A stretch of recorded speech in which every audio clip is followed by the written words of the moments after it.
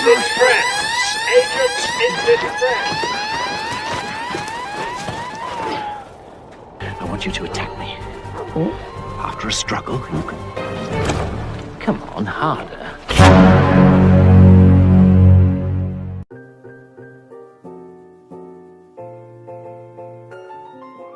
Halo para omnivora dimanapun kalian berada, senang sekali saya bisa menempok kalian semua kali ini. Dan sesuai requestan, kali ini saya akan merangkum sebuah film berjudul Johnny English Reborn yang diperankan oleh Rowan Atkinson, sang Mr. Bean yang selalu menemani hari libur kita waktu kecil. Tanpa berlama-lama langsung saja kita masuk ke alur ceritanya. Cerot.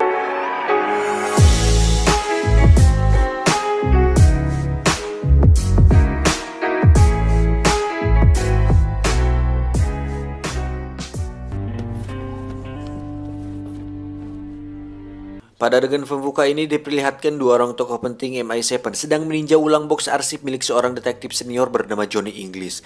Seiring munculnya kasus serius yang secepatnya harus ditangani, maka dipertanyakanlah keberadaan Johnny saat ini. 8 tahun setelah misi pertama Johnny English berakhir, kini dia tengah menjalani serangkaian kursus bela diri kungfu di Tibet, sekaligus untuk melupakan hal yang paling memalukan sepanjang karirnya, yaitu akibat kegagalan pada sebuah misi intelijen di benua Afrika, atau tepatnya di Mozambik. Setelah melalui berbagai latihan keras di sebuah padepokan Shaolin, dari mulai teknik ketangkasan, kekuatan otot, bahkan teknik melatih konsentrasi.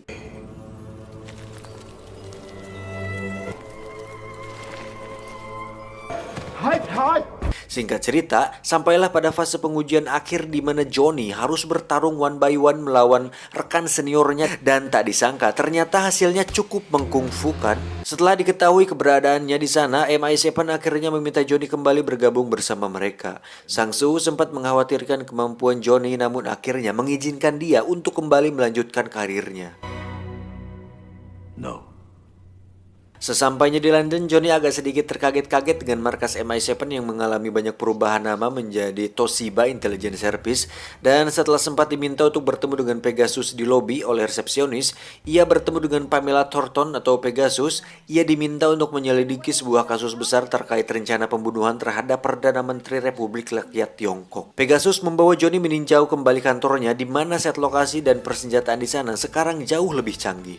Di ruang itu, Johnny bertemu dengan teman lamanya, yaitu Simon Ambrose dan kepala bagian teknologi persenjataan milik MI7, yaitu Patch Quartermain.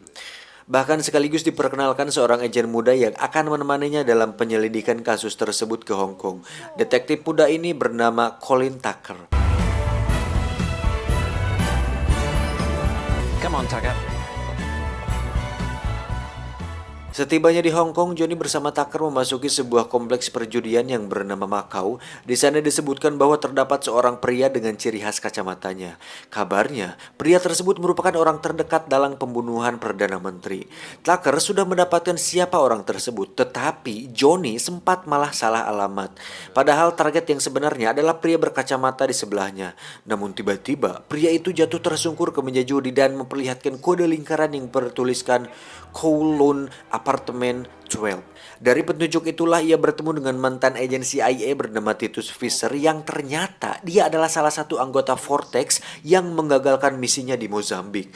Dan dia merupakan salah satu di antara tokoh yang merencanakan pembunuhan terhadap Perdana Menteri Tiongkok itu. Sambil berterus terang kepada Johnny, Titus memberikan sebuah kunci liga dan mengatakan bahwa jika salah satu kuncinya hilang, maka tamatlah Vortex. Namun Titus dibunuh oleh seorang seni perbayaran Vortex yang menyamar menjadi OB apartemen. Sementara kunci liga tersebut jatuh ke tangan salah satu anggota Vortex.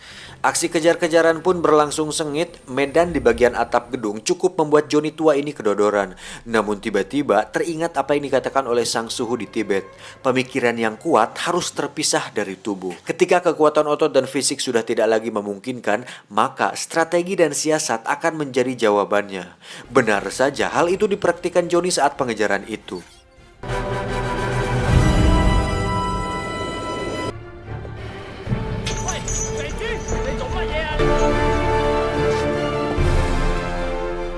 Ketika targetnya bertaruh nyawa menuruni gedung lewat begisting bambu, maka dengan bijak Johnny lebih memilih lift.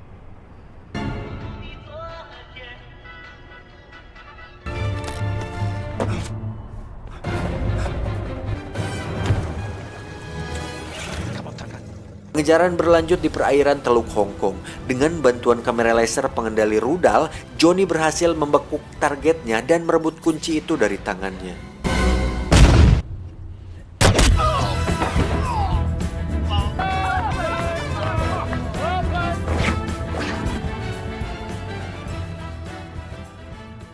Saat dalam penerbangan pulang ke London, Johnny sangat senang dengan apa yang ia peroleh. Tetapi saking senangnya, sampai-sampai ia tidak sadar telah memberikan koper itu kepada seorang anggota Vortex yang menyamar menjadi pramugara untuk disimpan di atas kabin. But then you're not a linguist. Thank you, Shushan.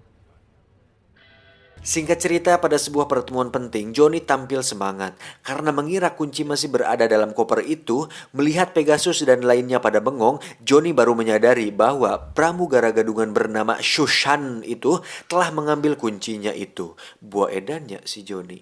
Wajah si Johnny nampak kelihatan hinyai saking malunya. Ia merasa seolah-olah sang pembunuh ada dengan modusnya yaitu bersih-bersih. Tak banyak motret lagi, ia langsung mengamalkan kungfunya dan menjatuhkan orang tua itu. Apa yang terjadi? Ternyata orang tua itu adalah ibu dari Pegasus. Kali ini Johnny seperti kehilangan kulit wajah karena rasa malunya yang tiada tara. Untungnya seorang wanita cantik bernama Kate Summer datang menghampiri Johnny. Kate yang juga merupakan psikolog profesional dengan bantuan kamera kecepatan tinggi kemudian menyuruh Johnny untuk mengingatkan kembali kejadian di Mozambik dengan skill hipnosisnya.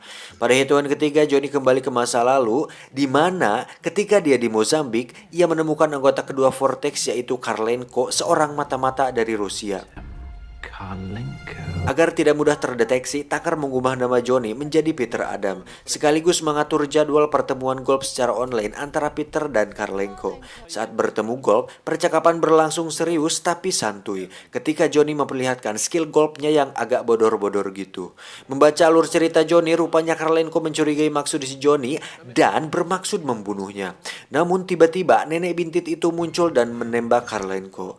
Johnny dan Tucker selamat dan segera membawa Karlenko ke rumah sakit menggunakan helikopter.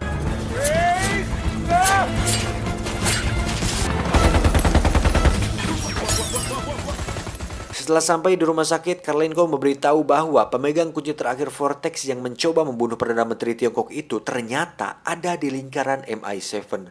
Tak lama kemudian, Karlenko pun tewas. Yes.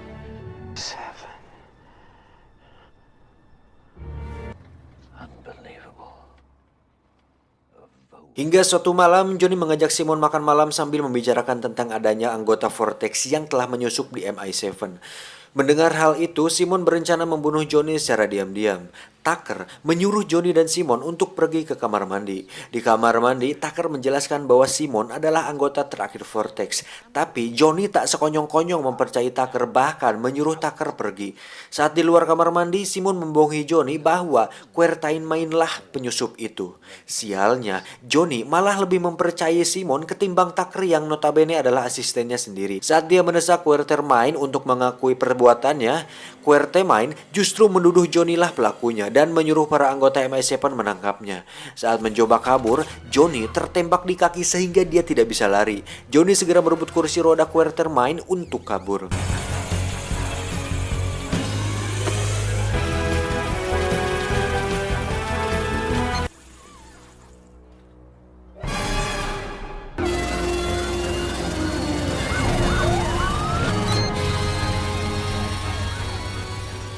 Johnny pergi ke rumah Kate dan meyakinkan bahwa dia bukanlah pelakunya.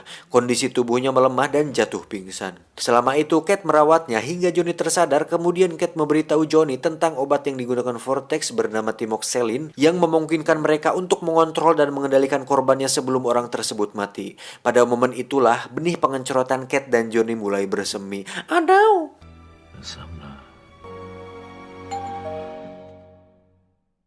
Tak lama, Kate pergi menuju Swiss bernama Simon. Sementara Johnny tinggal di rumah Kate. Namun sepertinya Simon telah mengetahui keberadaan Johnny di sana. Tiba-tiba, dia dikagetkan dengan suara mesin sedot debu yang mencurigakan. Dan ternyata benar, nenek bintit itu sudah ada di situ membawa Shinso untuk membunuh Johnny. Namun, dia berhasil lolos bersama cangkang supermi dan buntelan Soptek. Johnny segera menemui Tucker di kontrakannya dan memaksanya untuk kembali bergabung. Tucker yang sempat kesal akhirnya bergabung lagi bersama Johnny. C-16 Ascender. Agent in distress. Agent in distress. Agent in distress. Agent. Shut up! Shut up!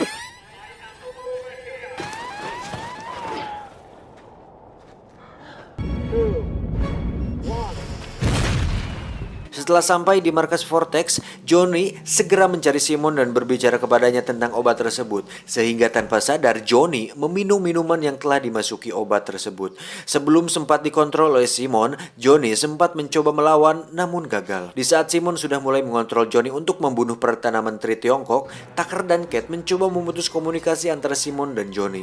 Sebelum menembak Perdana Menteri Tiongkok, Johnny mengingat kata-kata yang diberitahu oleh gurunya di Tibet yang berbunyi, "Biarkanlah dirimu yang mengendalikannya." Johnny mencoba melawan sehingga Simon kesal dan tanpa sadar membuat penyamarannya terbongkar dengan menyebut namanya saat menyuruh Johnny untuk menarik pelatuknya. Listen to me. This is Simon Ambrose. Fire.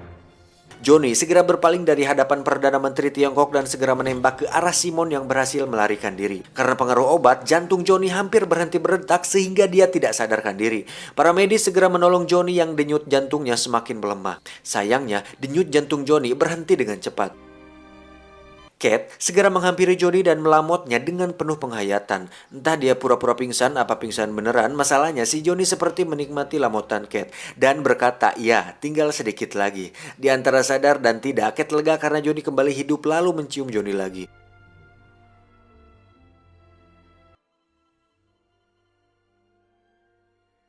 Tucker segera memeriksa denyut jantung Johnny dan ternyata jantung Johnny berdetak cepat.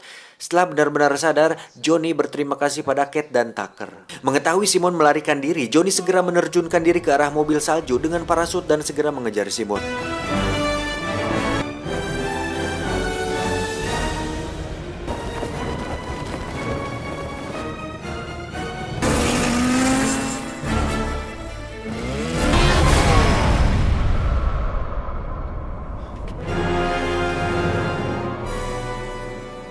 Saat Johnny sudah berada di gondola Simon, Johnny terlibat perkelahian dengan Simon dan sayangnya Johnny terjatuh dari gondola dan mendarat di salju.